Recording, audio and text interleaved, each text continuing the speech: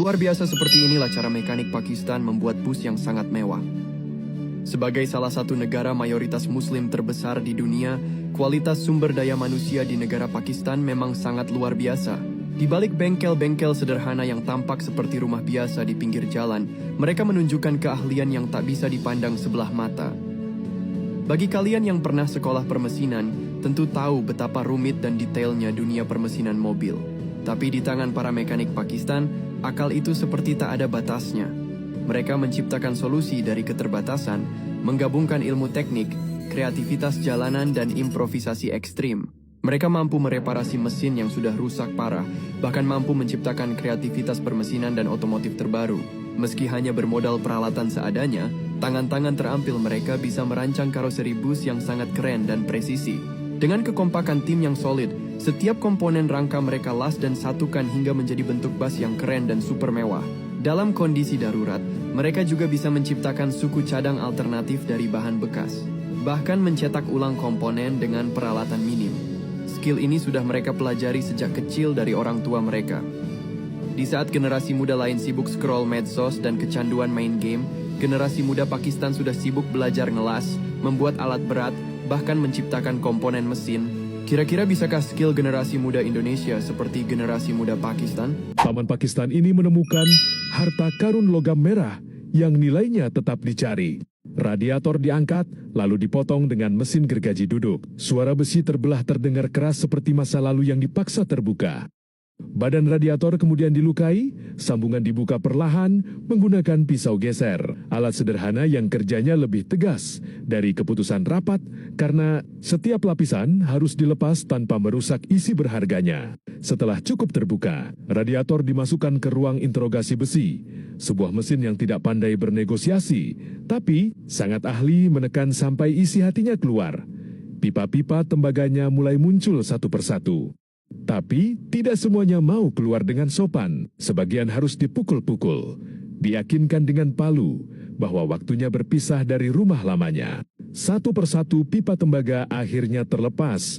Yang tadinya terkurung dalam radiator kini bebas, siap dilebur, siap menjalani hidup baru dalam bentuk yang berbeda. Begitulah nasib logam di bengkel ini, yang tampak tak berharga, sering justru menyimpan nilai terbesar di... Saat seorang pemuda membeli sebuah truk bongkar muat bekas secara tunai dan membawanya ke proyek untuk mulai bekerja, sesuatu yang tidak terduga tiba-tiba terjadi. Ban truknya pecah karena tertusuk pecahan batu tajam. Lubangnya sangat besar, bahkan terlihat mustahil untuk digunakan bekerja secara normal. Padahal ia bahkan belum sempat mulai bekerja dan menghasilkan uang. Jika harus mengganti ban baru yang mahal, rasanya seperti kehilangan setengah dari seluruh tabungannya. Namun beruntung, di area proyek terdapat bengkel tambal ban Pakistan yang sudah lama menjadi mitra tetap proyek tersebut. Tanpa banyak bicara, sang mekanik langsung melepas ban dari velg dan dengan tenang mengatakan bahwa ban ini tidak perlu diganti. Menurutnya, dengan biaya hanya sekitar Rp2.000, bahkan lubang sebesar itu masih bisa diperbaiki hingga kembali berfungsi seperti semula. Setelah ban dibawa ke bengkel, proses perbaikan pun dimulai. Pertama, mekanik mengikis dan menghaluskan bagian lubang menggunakan gerinda reparasi ban. Tujuannya untuk membuat kemiringan pada tepi lubang, sekaligus meningkatkan kekasaran permukaan agar daya rekat bahan tambalan menjadi jauh lebih kuat. Namun karena lubangnya terlalu besar, jika langsung ditambal, tentu kekuatan ban tidak akan cukup. Karena itu, mekanik melakukan proses penjahitan. Ia menggunakan tali nilon yang dijahit secara silang untuk menggantikan sebagian struktur kawat baja yang telah rusak pada area tersebut. Setelah struktur dasar kembali kuat, mekanik mengoleskan cairan vulkanisir, lalu mulai menempelkan lapisan karet untuk menutup lubang. Di bagian dalam ban, ia menggunakan potongan karet tebal dari ban bekas sebagai penguat tambahan. Lapisan karet mentah ditempelkan berlapis-lapis, kemudian ditekan dan digulung dengan sangat teliti agar seluruh permukaan menempel rapat tanpa celah udara. Namun, proses ini belum selesai. Selanjutnya, mekanik membentuk kembali pola tapak ban yang hilang menggunakan tanah liat, lalu ban dipindahkan ke mesin vulkanisir. Ban akan dipanaskan dengan suhu tinggi, bertujuan untuk melelehkan dan menyatukan lapisan karet tambalan dengan ban asli, sehingga keduanya menjadi satu struktur yang kuat. Setelah 2,5 jam proses vulkanisir, ban akhirnya dikeluarkan dari proses vulkanisir. Hasilnya benar-benar mengejutkan. Pola tapak ban yang sebelumnya hilang kini sudah terbentuk kembali dan kerusakan besar tadi hampir tidak terlihat lagi. Ban tersebut kini bisa dipasang kembali ke truk, sehingga pemuda itu akhirnya bisa melanjutkan pekerjaannya. Menurutmu, berapa nilai yang pantas diberikan untuk keterampilan para mekanik Pakistan ini? Tulis pendapatmu di kolom komentar. Dan jangan lupa like dan subscribe untuk melihat cerita menarik lainnya. Tanpa ragu sedikit pun, seorang pemuda dengan lincah masuk ke dalam tungku besar ini. Setelah memastikan ukurannya pas, tungku pun dinyalakan. Wajahnya yang sudah menghitam karena asap tetap terlihat berkilau saat ia mulai memasukkan potongan ban bekas ke dalam drum besar di atas tungku, menyusunnya satu persatu dengan cekatan. Pemandangan ini mungkin terlihat ekstrem bagi banyak orang, tetapi bagi mereka, ini sudah menjadi rutinitas sehari-hari. Sebelum proses dimulai, ban bekas yang dibeli dengan harga murah terlebih dahulu dipotong menjadi bagian-bagian kecil agar mudah diproses. Pekerjaan ini membutuhkan tenaga dan ketelitian karena karet ban cukup tebal dan keras. Setelah itu, potongan karet dimasukkan ke dalam drum besar. Meski kapasitasnya luas, pekerja tetap harus menyusun dengan rapi agar muat sebanyak mungkin tanpa menyisakan ruang kosong. Total muatan bisa mencapai beberapa ton dalam sekali proses. Setelah penuh, pintu besi ditutup rapat dan dikunci dengan baut agar benar-benar kedap. Lingkungan kerja yang penuh debu dan asap membuat para pekerja tampak seperti baru mandi minyak. Namun semangat mereka tetap tinggi. Mereka sudah terbiasa dengan kondisi keras seperti ini. 2 lubang hitam di depan drum adalah ruang bakar. Untuk menghemat biaya, mereka menggunakan kayu sebagai bahan bakar utama. Karena ruang bakarnya sangat besar, seorang pekerja harus masuk ke dalam untuk menyusun kayu secara teratur hingga penuh. Proses ini sendiri sudah cukup berisiko, tetapi tetap dilakukan dengan penuh kehati-hatian. Setelah itu, api dinyalakan, dibantu sedikit bahan bakar tambahan agar cepat menyala dan stabil. Api yang besar mulai memanaskan drum secara perlahan namun pasti. Seiring waktu, suhu dan tekanan di dalam meningkat drastis. Asap tebal keluar dari celah-celah drum, menyelimuti area sekitar hingga ratusan meter, disertai bau karet terbakar yang menyengat dan tidak nyaman untuk dihirup.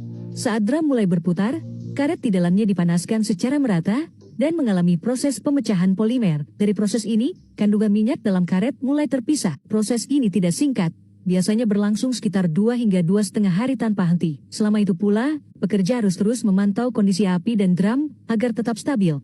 Uap yang dihasilkan dari proses ini dialirkan melalui pipa, kemudian melewati beberapa kolam pendingin, hingga akhirnya mengembun menjadi cairan. Cairan tersebut dikumpulkan dalam tangki besar dan didiamkan agar terjadi proses pemisahan alami. Sementara itu, sisa di dalam drum juga tidak kalah berharga. Setelah suhu turun dan aman dibuka, terlihat serbuk hitam pekat, itulah karbon hitam, karbon black, bahan penting dalam industri karet dan manufaktur lainnya.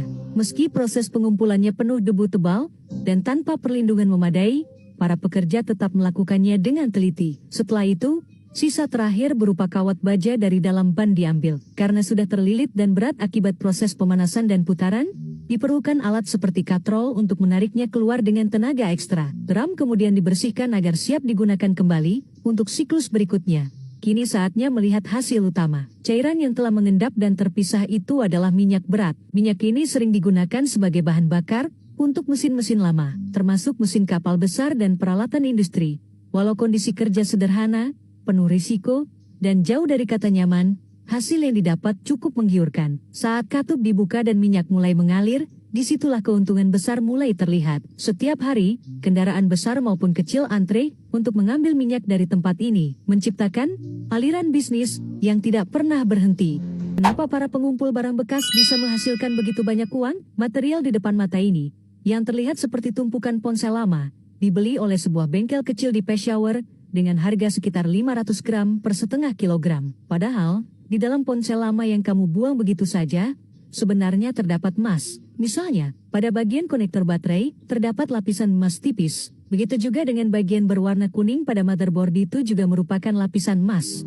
Pemilik bengkel mengatakan bahwa semua proses pemurnian emas dari motherboard ini dilakukan secara manual. Kesalahan kecil saja bisa membuat hasil emas berkurang drastis. Sebelum proses ekstraksi dimulai, para pekerja terlebih dahulu membakar motherboard di atas kotoran sapi, hingga menjadi abu. Langkah selanjutnya adalah mengumpulkan abu tersebut dan memasukkannya ke dalam sebuah drum besar. Kemudian ditambahkan beberapa bola besi sebagai penghancur, dan mesin dijalankan hingga mencapai 2.500 putaran. Proses ini membuat sisa material hancur menjadi bubuk sangat halus, sehingga kandungan logam di dalamnya bisa dipisahkan dengan lebih efisien. Setelah mendapatkan bubuk ini, bahan dasar sudah siap dan proses utama baru saja dimulai. Selanjutnya, bubuk tersebut dicampur dengan boraks dan diaduk merata, lalu dimasukkan ke dalam wajan besar yang dipanaskan di atas tungku. Dengan bantuan blower, suhu bisa mencapai sekitar 1000 derajat Celcius, membuat material meleleh. Pada saat yang sama, kotoran bereaksi dengan boraks dan terpisah dari logam berharga. Setelah peleburan selesai, cairan panas dituangkan ke dalam lubang kecil untuk didinginkan.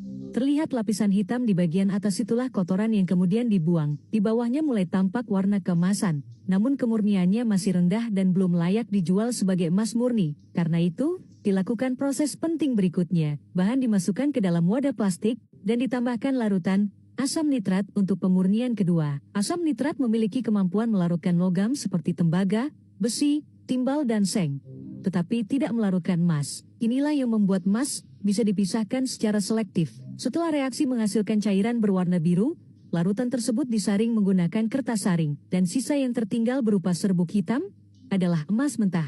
Namun, kemurniannya masih belum cukup tinggi. Oleh karena itu, dilakukan pemurnian lanjutan. Serbuk tersebut dimasukkan ke dalam gelas kimia, ditambahkan cairan khusus, lalu dipanaskan perlahan sambil terus diaduk. Proses ini membantu mengoksidasi sisa kotoran yang masih tertinggal, sehingga emas menjadi semakin murni. Disaring kembali hingga menghasilkan endapan yang menyerupai spons emas. Teksturnya lembut, namun mengandung logam berharga dengan konsentrasi tinggi. Tahap terakhir adalah melebur kembali endapan tersebut di dalam wadah peleburan, menggunakan api bersuhu tinggi hingga mencair, dan kemudian membentuk bongkahan padat. Hasil akhirnya, sebuah emas batanan kecil yang mengilap dan menggoda, dengan berat lebih dari 20 gram. Dari sesuatu yang awalnya hanya dianggap sampah elektronik, kini berubah menjadi logam mulia bernilai tinggi.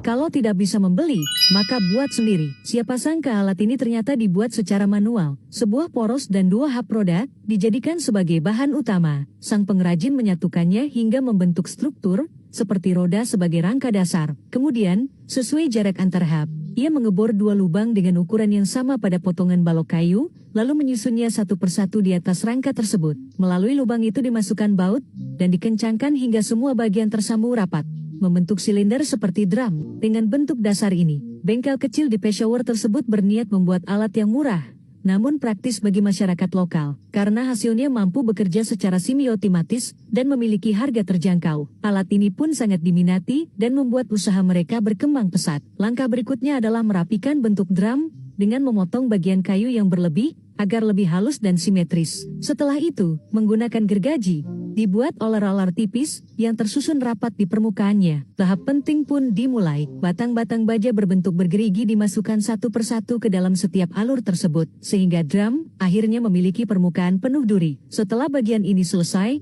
drum disisihkan sementara. Pengrajin lalu membuat bagian penting lainnya, dengan menyusun potongan kayu kecil menjadi sebuah struktur sabuk. Struktur ini menentukan apakah alat bisa berjalan otomatis atau tidak. Melalui pemasangan karet di kedua sisi yang dipaku pada kayu, terbentuklah sabuk kayu. Setelah dirapikan, 3 poros dipasang di tengahnya, dan seluruhnya dipasang pada rangka besi, sehingga berfungsi sebagai sistem konveyor. Di bagian belakang, terdapat 2 poros bergerigi yang berfungsi menjepit dan menarik bahan agar bisa diproses dan diteruskan oleh konveyor. Setelah semua komponen terpasang, tahap akhir adalah perakitan. Drum dipasang di bagian depan sebagai tempat masuk bahan, lalu dikencangkan dengan dudukan bantalan. Struktur utama pun terbentuk. Terakhir, dipasang penutup dari pelat baja untuk melindungi seluruh bagian sekaligus memperindah tampilan alat. Setelah semuanya selesai, ternyata alat yang dibuat ini adalah mesin pengembang kapas, mesin pengolah kapas, yang kini siap digunakan.